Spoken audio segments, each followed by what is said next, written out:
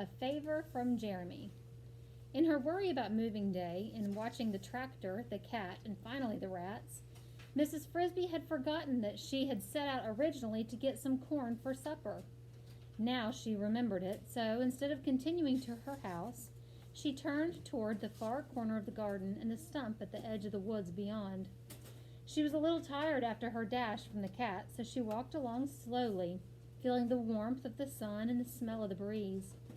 This mild breeze, carrying the moist essence of early spring, caused a dead leaf to flutter here and there, and across the garden, near the fence, it moved something that sparkled in the sunlight.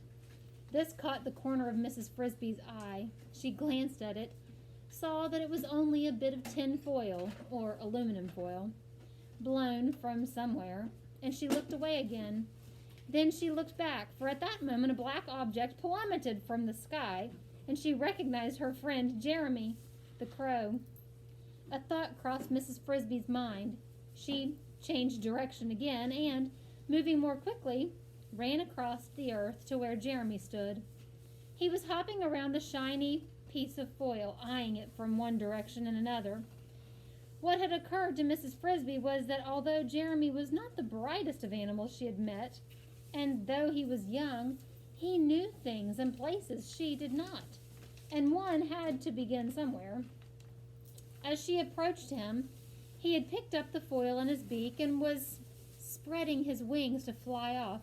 "Wait, please," she called. He turned, folded his wings, and then replaced the foil carefully on the ground. "Hello," he said.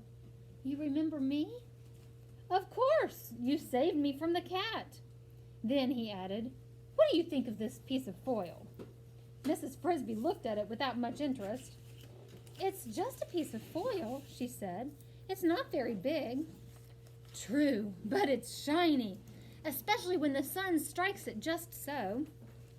"Why are you so interested in shiny things?" "Well, really, I'm not. At least, not very, but I have a friend who likes them, so when I see one, I pick it up." "I see. That's very thoughtful. And would the friend be female?" "As a matter of fact, yes, she is. How did you know?" "Just a guess," said Mrs. Frisby. "Do you remember saying once that if I needed help, I might ask you?" "I do, any time. Just ask for Jeremy. Any of the crows can find me. And now, if you'll excuse me—" He bent over to pick up the foil again. "Please don't go yet," said Mrs. Frisby. "I think perhaps you can help me now." "Ah," said Jeremy, "what kind of help? Are you hungry? I'll bring you some seeds from the barn loft. I know where they are stored." "No, thank you," said Mrs. Frisby. "We have enough to eat." And then she told him as briefly as she could about Timothy, his sickness, and the problem of moving day. Jeremy knew about moving day. Crows do not have to move, but they keep a close watch on such activities as plowing and planting, so as to get their fair share of what's planted. And with their sharp eyes, they see all the small animals leaving before the plow. So he clucked sympathetically when he heard of Mrs. Frisby's story, cocked his head to one side, and thought as hard as he could for as long as he could, which was about 30 seconds. His eyes closed with the effort. "I don't know what you should do," he said finally. "I'm sorry, but maybe I can help even so.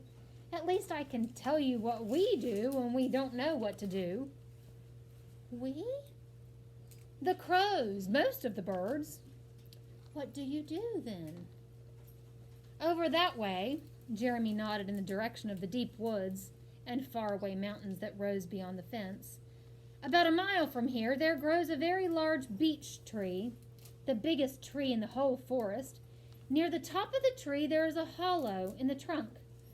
In the hollow lives an owl, who is the oldest animal in the woods, some say, in the world. When we don't know what to do, we ask him. Sometimes he answers our questions. Sometimes he doesn't. It depends on how he feels, or as my father used to say, what kind of humor he is in." Or possibly, thought Mrs. Frisby, on whether or not he knows the answer. But she said, Could you ask him, then, if he knows of any help for me?" She did not think it likely that he would.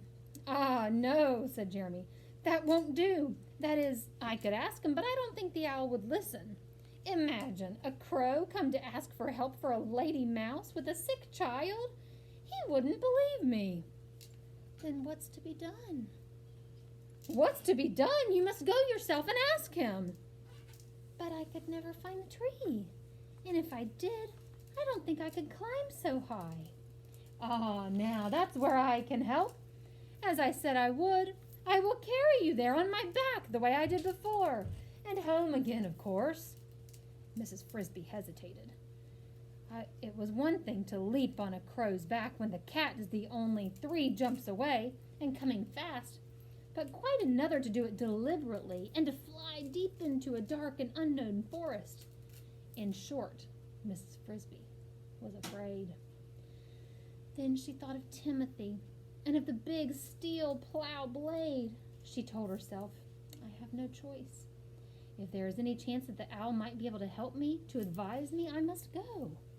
She said to Jeremy, "Thank you very much. I will go and talk to the owl, if you will take me. It's a great favor." "Oh, it's nothing," said Jeremy. "You are welcome, but we can't go now." "Why not?" "In the daytime, when the sun is out, the owl goes deep into the hollow and he sleeps.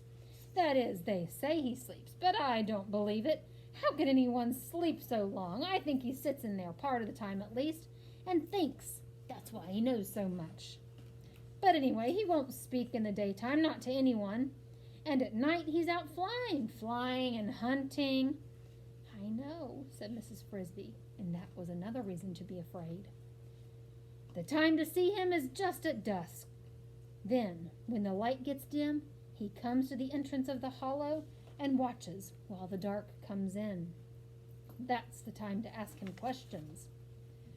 "I understand," said Mrs. Frisby. "Shall we go this evening?" "At 5 o'clock, Jeremy said. "I'll be at your house." He picked up the piece of tinfoil in his bill, waved goodbye, and flew off.